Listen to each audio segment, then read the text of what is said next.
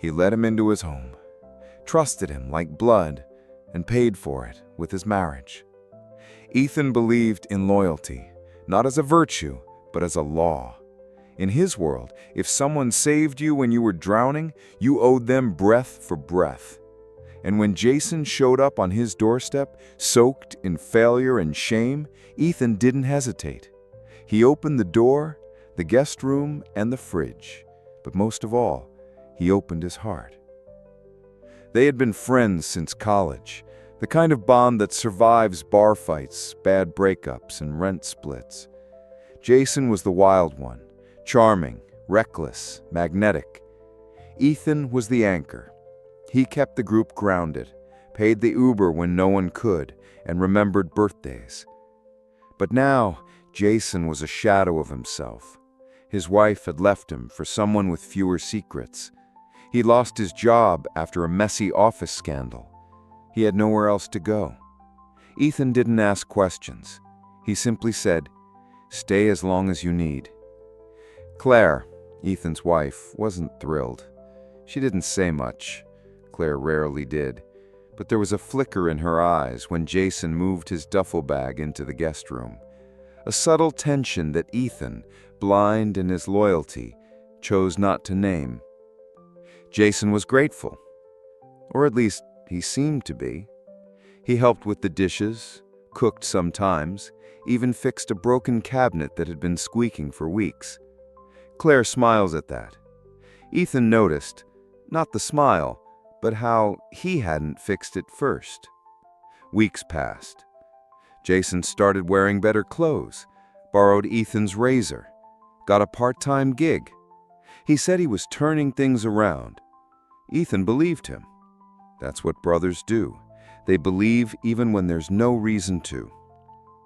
Sometimes, Ethan would come home late from work and hear laughter in the kitchen. Claire rarely laughed with him like that. But again, he trusted. Trusted like a man walking into a room full of smoke, telling himself it's just steam from the shower. One evening, as Ethan sat on the porch with Jason, drinking cheap beer under a quiet sky, Jason said, "Man, I don't know where I'd be without you." Ethan clinked his bottle with Jason's. "You'd still be you, just lost for a while." Jason looked at him, and for the first time, Ethan saw something in his friend's eyes he couldn't place. Not gratitude, not shame, something colder, calculating. He blinked, shrugged it off. Inside, Claire was setting the table. Her silhouette in the kitchen light looked like a painting he could no longer interpret. Familiar strokes, but the meaning faded. That night, as he lay beside her, her back turned like it had been for months, Ethan whispered, "Do you think Jason is really okay?" Claire paused. Then, softly, "He's healing." Ethan smiled in the dark. He believed her. He always believed her. At first, it felt like a favor, a temporary disruption. Ethan told himself that hosting Jason was no different than offering someone an umbrella during a storm. But storms are supposed to pass. This one stayed and made itself comfortable. What was meant to be a few weeks turned into 2 months. Jason's part-time job became full-time, yet somehow he never spoke of moving out. Every conversation about the future was vague, brushed off with a grin and a, "I'm almost there, bro."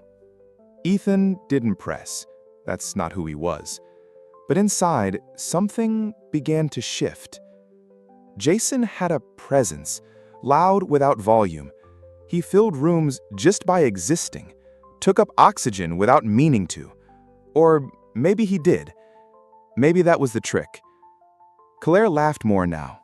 Not with Ethan, but with Jason. At breakfast, over coffee, during late-night reruns on the couch. Ethan would come down after finishing work in the office, only to find them mid-conversation, leaning in, eyes dancing in candlelight or the soft glow of the TV. At first, he told himself it was good. Claire had been distant lately, cold even. Maybe Jason was just bringing her out of a shell she'd built after years of routine. Maybe he was helping her like Ethan had helped him. But slowly, the home Ethan built began to feel not his. His slippers were moved, his favorite mug always in the sink. The music in the house changed. The fridge was full of Jason's almond milk and protein shakes. The couch smelled like his cologne. One Sunday, Ethan walked into the living room to find Jason massaging Claire's shoulders. Innocent, he told himself. She said her back hurt. Jason was good with his hands. He always had been. Still, he stood there for a moment too long, unseen, like a ghost in his own life, before clearing his throat. They both looked up. Claire offered a smile too quick. Jason raised an eyebrow as if to say, "What?" Ethan said nothing. That night, dinner was quiet. Forks against plates, wine glasses that never clinked. Claire went to bed early. Jason stayed up watching a movie. Ethan stayed in the kitchen, cleaning a spotless counter just for something to do with his hands. He started noticing the small things, the subtle choreography of betrayal. Claire had changed her perfume, something lighter, sweeter. Jason started wearing shirts Ethan thought he'd thrown out years ago, old college hoodies, familiar pieces of himself now draped over someone else's frame. Then came the night Ethan found Claire's earrings under the guest room bed. He stared at them for a long time, delicate silver hoops he had gifted her on their 3rd anniversary. Why were they in there? Had she dropped them while cleaning? Had she even been in there? He placed them in her jewelry box without a word. Later that week, Jason said, "You've been quiet lately, man. Everything okay?" Ethan forced a smile. "Just tired." "You work too hard. Claire says that too." There it was. Claire says. Something about the way he said it made Ethan's stomach turn. That night, he couldn't sleep. He lay in bed staring at the ceiling fan spinning in the dark. Claire's breathing beside him was steady, distant, like waves hitting a shore that used to feel like home. In that silence, Ethan felt the beginnings of grief. Not for a marriage lost, not yet, but for a sanctuary slowly being rewritten by someone he once called brother. It was a Tuesday, the kind of day that should have passed without consequence. The kind of day where nothing should break, not marriages, not friendships, not the bones of a man's trust. Ethan came home early. A meeting had been canceled. He thought it'd be a good surprise, maybe cook dinner, light candles, remind Claire of the man who still remembered how she liked her pasta. The house was quiet, too quiet. No music, no TV, just the low hum of the refrigerator and a sound upstairs, faint, like a door creaking. He paused, listening. "Claire?" he called, setting down his keys. No answer. He climbed the stairs slowly, each step a warning his heart refused to hear.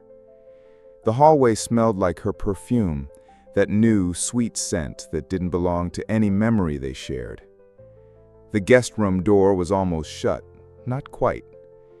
From the gap, he saw it. Claire, her back arched, her hand on Jason's chest. Jason's voice, soft, familiar, intimate, saying her name in a way Ethan never did. Time stopped. Air left his lungs. He didn't burst in. He didn't scream.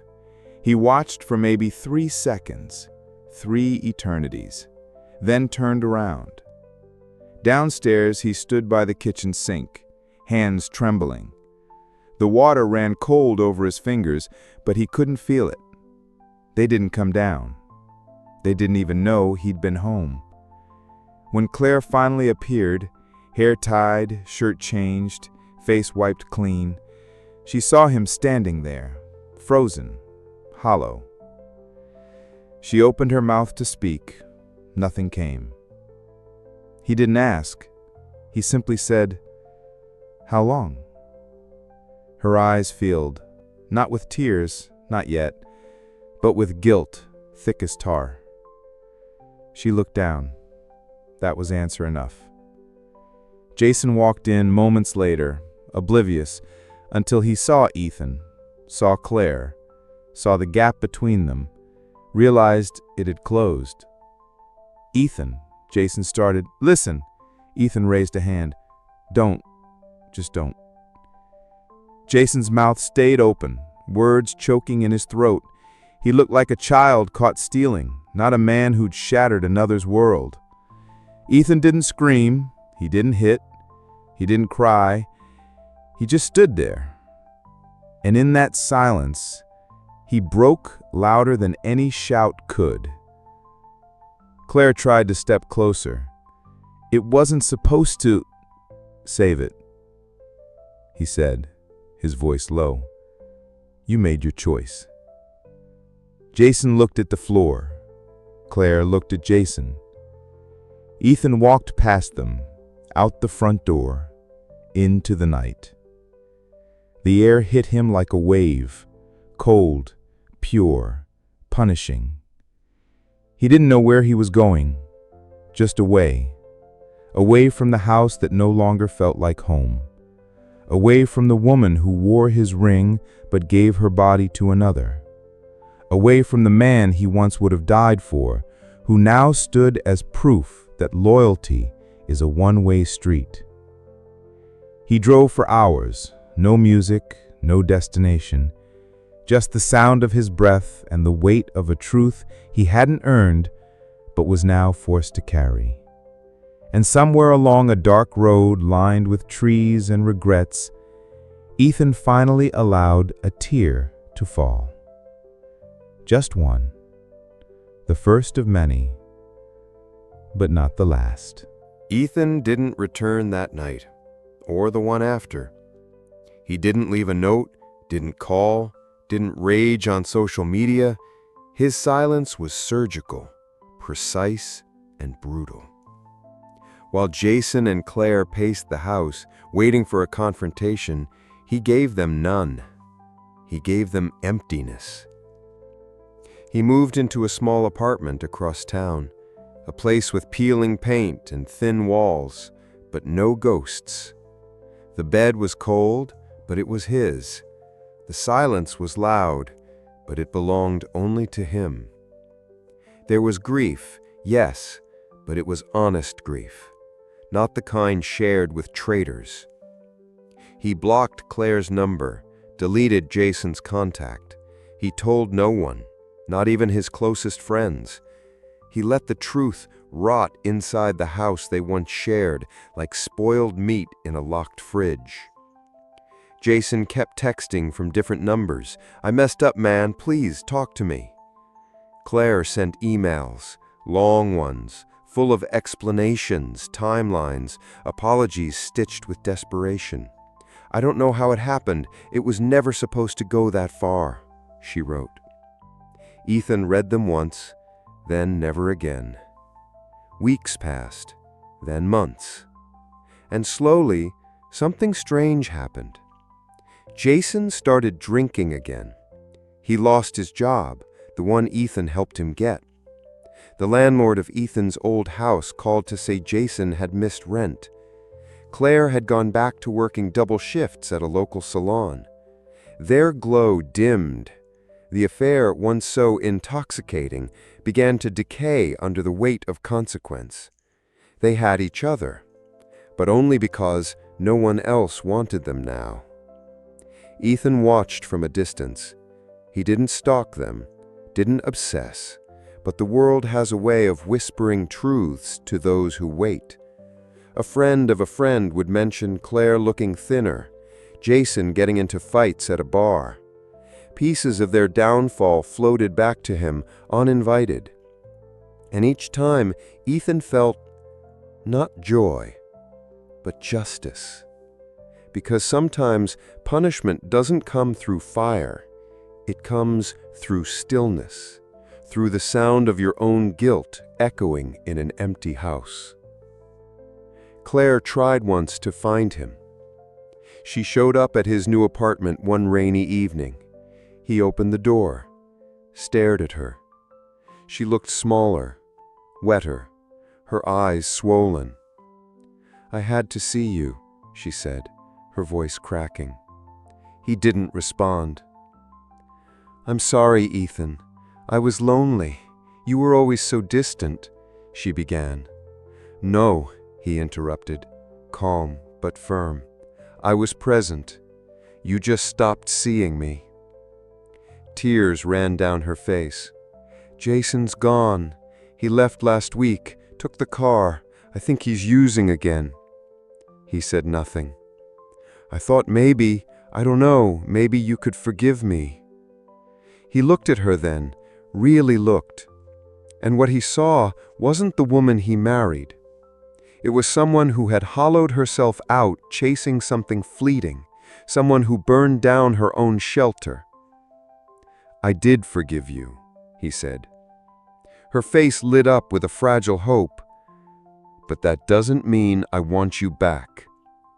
He closed the door. She didn't knock again. Back inside, Ethan sat alone, hands folded. And for the first time since everything shattered, he felt something real. Not anger, not pain, peace. It didn't roar, it hummed. Quiet, steady, like justice breathing. 1 year later, the seasons had shifted. So had Ethan. His apartment no longer smelled of new paint. The couch had molded to his frame. There were plants now, ones he watered religiously, even if they didn't always survive. He cooked for himself, not out of habit, but as ritual. And some nights, when the silence wrapped around him gently, he could almost hear laughter again, his own. He wasn't whole, he never would be, but he was honest, and that was enough. Then, out of nowhere, came the letter. It had no return address, just his name, written in a trembling hand. Inside, Jason's handwriting, faint, uneven. "Ethan, there are no words that can undo what I did, but I've replayed it every day. The moment I crossed the line, the moment I stopped being your brother and became your ghost. I lost more than your friendship. I lost the version of myself that was worth anything. I'm leaving town. I've burned every bridge, and I'm done pretending I can swim. But I wanted to tell you, I never stopped admiring you, even when I betrayed you. I hope one day you'll be okay, even if I never will." Ethan folded the letter slowly. There was no rage, no satisfaction, just a silence that felt like closure. A week later, Claire called. He almost didn't answer, but something in him, maybe the last thread of his old self, told him to pick up. Her voice was smaller than he remembered. No makeup in her tone, just fatigue. "I heard about Jason. So did I. I'm trying to move on." "You should," I replied. She paused. "Do you ever think about us?"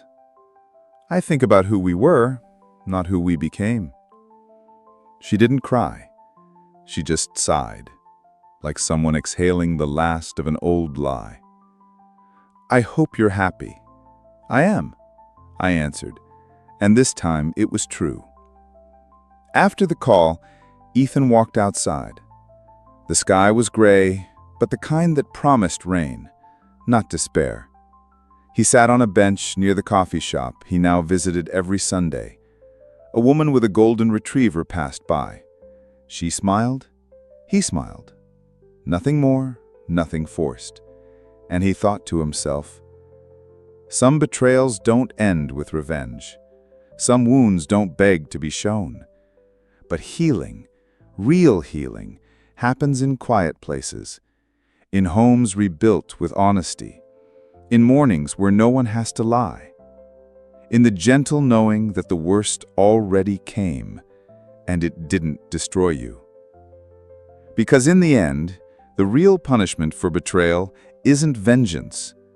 It's being forgotten by the one who had every reason to hate and chose peace instead.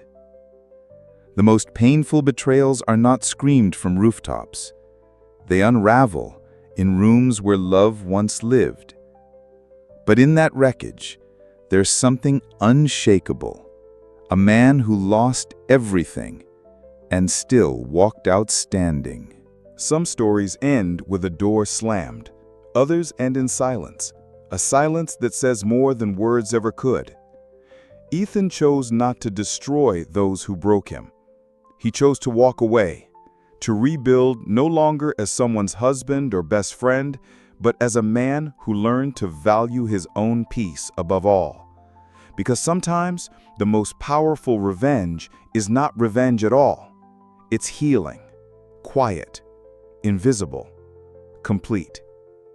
If this story moved you, if you've ever been betrayed by someone you called family, leave a comment below. Tell us your truth. You're not alone here. And if these stories speak to something inside you, subscribe, like, share this with someone who needs to remember that healing is possible, that even after betrayal, there is still life. This is Betrayal and Forgiveness, where pain becomes story and story becomes strength.